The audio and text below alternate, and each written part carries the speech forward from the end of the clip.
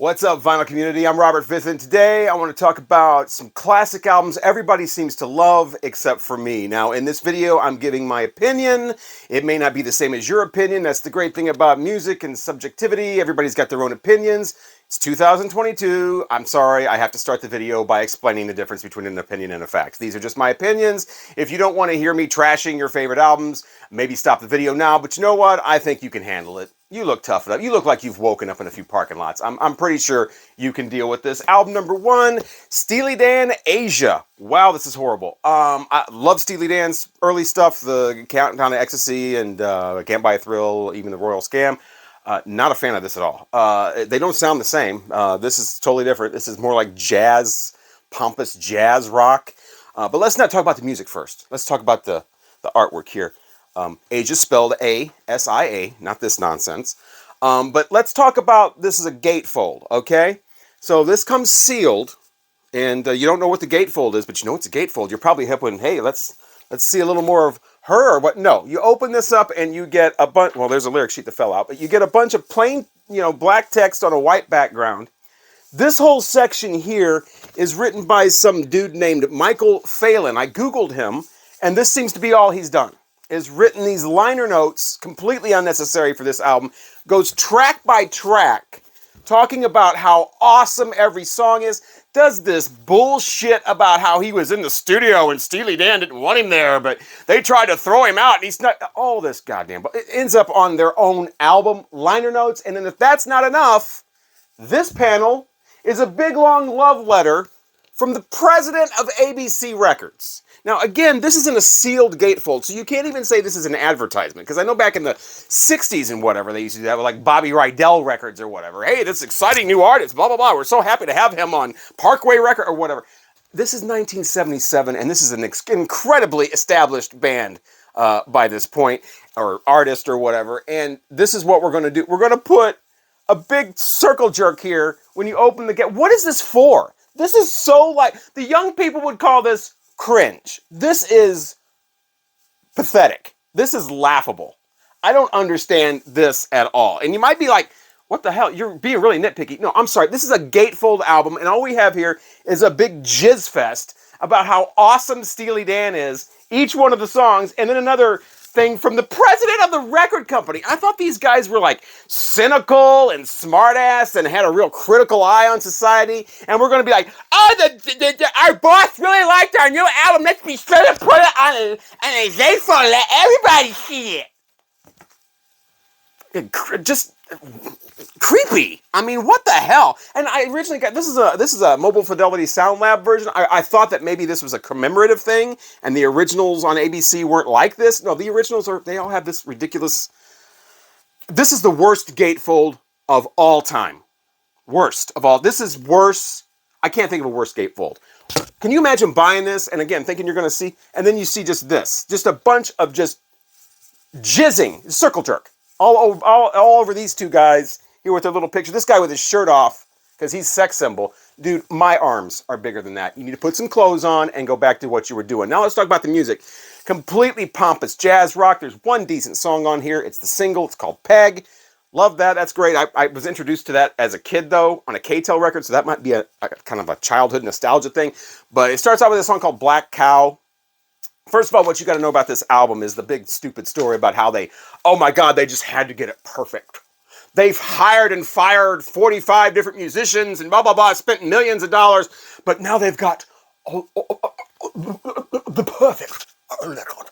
No, you got a piece of shit. It's what you got. You got an incredibly pretentious piece of shit. This Black Cow song starts off with this thing about, you were in this restaurant, you were really high. You were high. It was a crying disgrace. Is that supposed to be, is that a funny thing? Because that almost sounds like self-parody, and if they would have put more of that in the album, I think it would have been more entertaining. Asia's a really long, boring song. Deacon Blues sucks. They all suck, except Peg. Josie, I know a guy who's, his mom is named Donna. She loves that Richie Valens song, Donna. I know a woman who loves, her name's Valerie. She loves Valerie. Worked with her a long time ago. She loves Valerie by the Monkees. I know 2 Josies. Neither one of them like Josie. This album is terrible. It's so bad that I have never heard Gaucho because I'm afraid of what it will sound like. I'm afraid it'll be worse than this. So I like Hey 19, but I've never actually heard Gaucho because I'm just afraid it's just going to be awful like this. This is terrible. But speaking of later stuff, I did just recently pick this up for $1. Now, I've been aware of this cover for a long time. This really makes radio engineers cringe because he's smoking right next to a microphone. That is just, wow. Donald Fagen, of course, half of Steely Dan. The Nightfly, I think he's trying to be Edward Murrow here or something. He's not. This is even worse than Asia. I had hopes for this because it's so popular. Basically what this is an audiophile album. It sounds really good, so you want to test out your speakers on it or whatever, but the music on here is absolute shit. It's synth stuff. They've basically taken the 45 musicians. Remember how we had to fire and hire 45 different people? Let's not do any musicians. Let's just have it all synth and just, just all that. So fake music. So that's what it is. 8 tracks. I think this was supposed to launch some sort of solo career for him, possibly. It did not. These all sound like TV theme shows from the 80s, is what all these sound like. The best of which is a song called New Frontier that starts off side 2. That one sounds like a TV show that you like your favorite TV show. The TV show you want to watch is coming on. But all these sound like 80s TV show themes. This is abysmal. Okay, so we're moving on now to Mr. Bob Dylan. Well, I see you got your brand new leather brown cowboy hat. Please tell me, Bob, how does your head feel under something like that? Your brand new brown leather cowboy hat. Yeah, I'm not a fan of this either. I love Bob Dylan. Absolutely love Bob Dylan from I'm a cliche. It's the Bob Dylan everybody loves. Highway 61 revisited, bringing it all back home, Blonde on Blonde, 67 greatest hits with the Positively 4th Street single. Those are incredible albums. I love his vocals. I love his vocal style. I think the way he sings those songs and those albums really match the smart-ass lyrics. And lyrics, wow. I mean, just one clever, great line after another on those albums. And then something happened, and then he came up with this John Wesley Harding, very underwhelming, and then followed it by, I'm gonna dress up and play cowboy and sing with Johnny Cash. This Nashville Skyline, I'm not a big fan of that when people dress up and play country music for an album, and that's exactly what this is. That's why I did the whole cowboy hat thing with his leather. He did the whole leopard pillskin hat, pillbox hat, and he's doing the same thing here. Anyway, starts off with a duet with Johnny Cash back when Johnny Cash was in his completely high on drugs in a bush eating birthday cake stage, and there is a decent song on here called "I Threw It All Away." Most of these are throwaways, but Lay Lady Lay has got to be my least favorite Bob Dylan song. I want to hear Bob Dylan being a social commentator. I want to hear him being a smartass. I want to hear him ripping somebody apart like a Rolling Stone. I don't want to hear about his big brass bed. I don't want to hear those sexy Willie Nelson songs where he's talking about his naked, warm body. Whiskey River, dude. And dude, Positively 4th Street, Rainy Day Women. That's what I want to hear from you. On the road again, whatever. Awesome song. Lay Lady Lay needs to go away. That is horrible. And his whole voice here is just this. It's just bad. And then that self-portrait is horrendous. But I picked this one because this one's more popular, I think, than self-portrait or the John Wesley Harding. People love this, but not me. I'd rather hear Bob Dylan be Bob Dylan, Van Morrison, I don't really have anything funny or clever to say about him. He just sucks. He sounds like a drunk guy in the back of the bar that won't shut up, rambles on more than I'm rambling on, And we just started wintertime. Oh, the girl on his clothes with we don't know.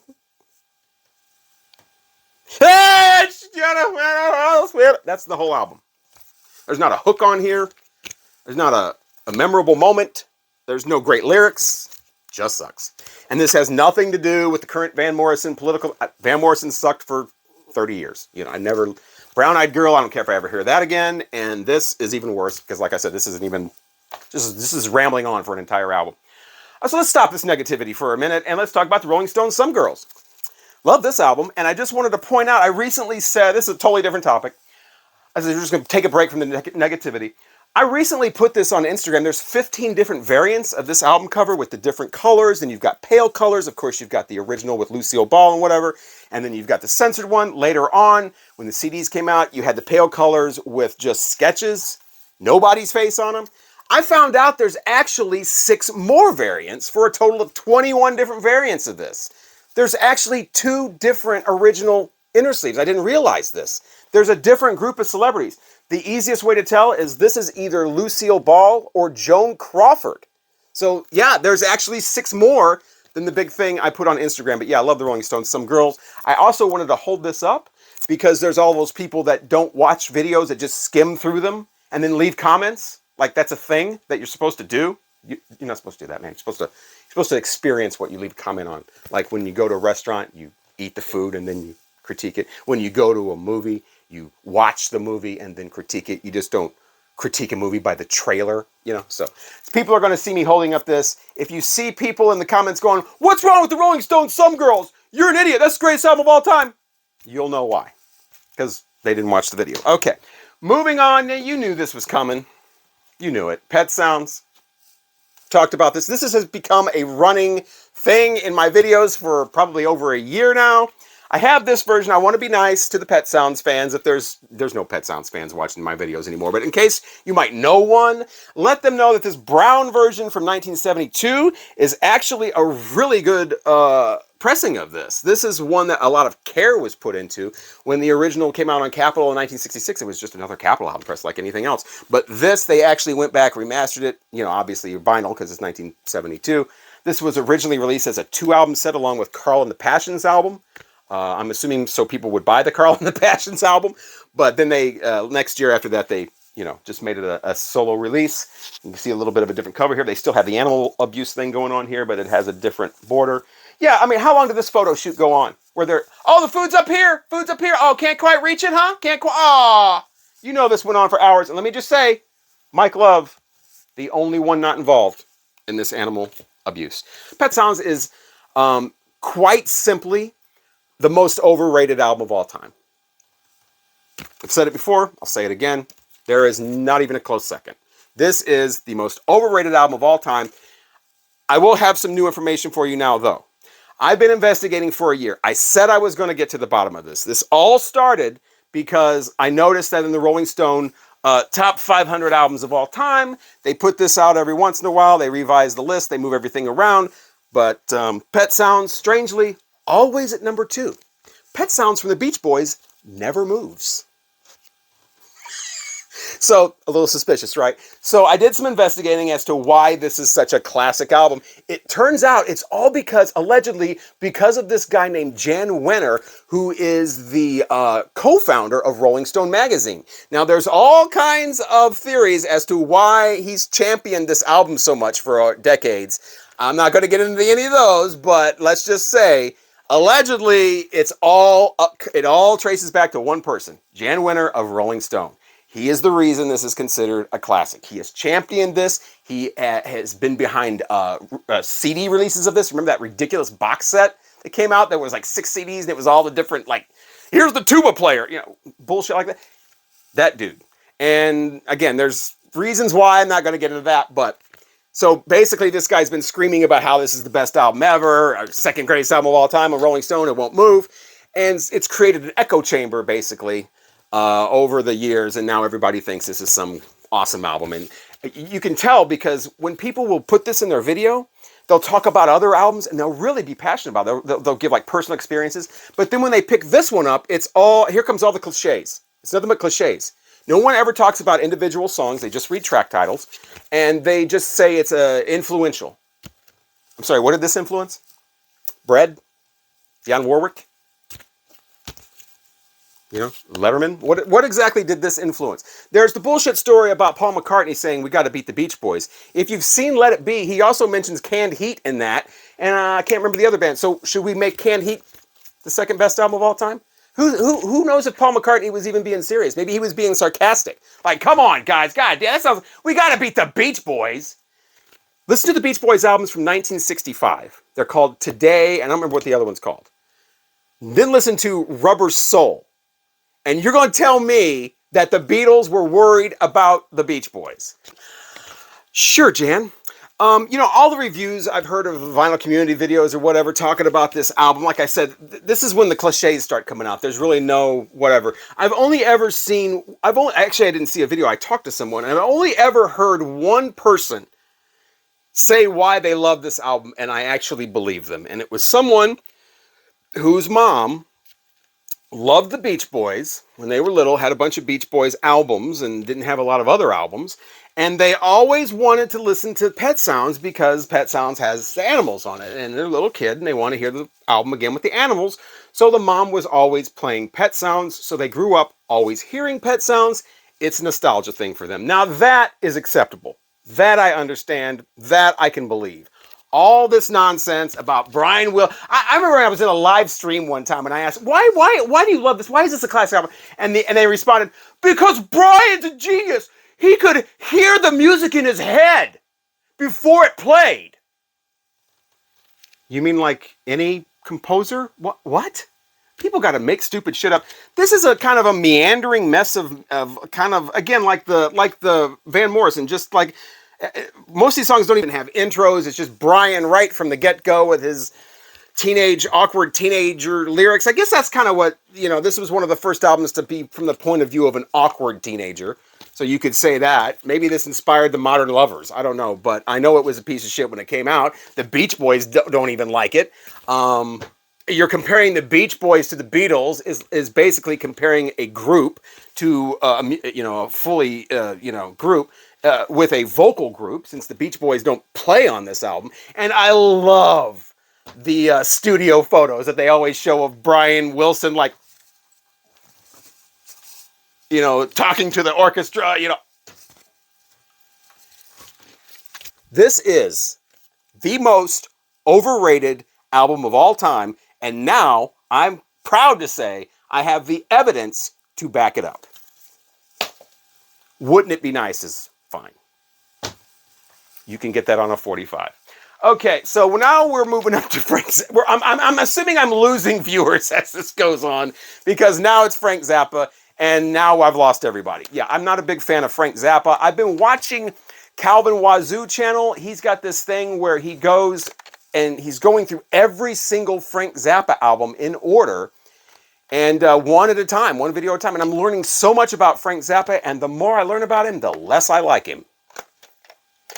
I think that Freak Out and We're Only in It for the Money from the Mothers of Invention, two of the most classic albums of all time. Absolute brilliant albums. What I assume is happening here is the Mothers of Invention are coming up with all the ideas when they're all on drugs and stuff.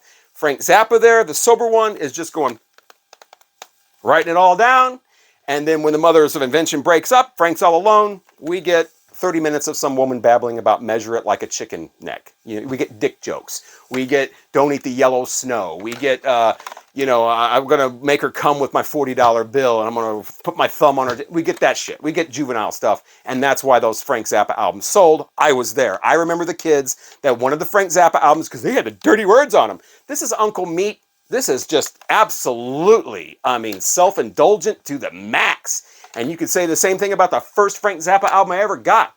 Did a video about how I started off with the wrong album. I got Weasels Rip My Flesh, which turns out to be outtakes. That's followed by Burnt Weenie Sandwich. That's even worse. Just outtakes that weren't even good enough for the first outtake album. Just terrible. Hot Rats, I don't get. The Peaches song is okay. It's not like, oh my God, my mind was blown. Like everybody says. Frank Zappa. His name starts with a Z, so he's weird. I'm weird. I want to buy some Frank Zappa. Yeah, whatever. Okay, here's where it gets serious. Here's where I actually have to apologize. Because a lot of people love this album. A lot of people I respect love this album. Like, people like Pet Sounds and shit. I don't have a lot of respect for that. But I have a lot of respect for people that like this album. I just don't care for it. So, I'm sorry. I have to do this. I don't want to do this. But here goes. Don't hate me, please. We've all got our opinions. I'm just going to show the cover really quickly.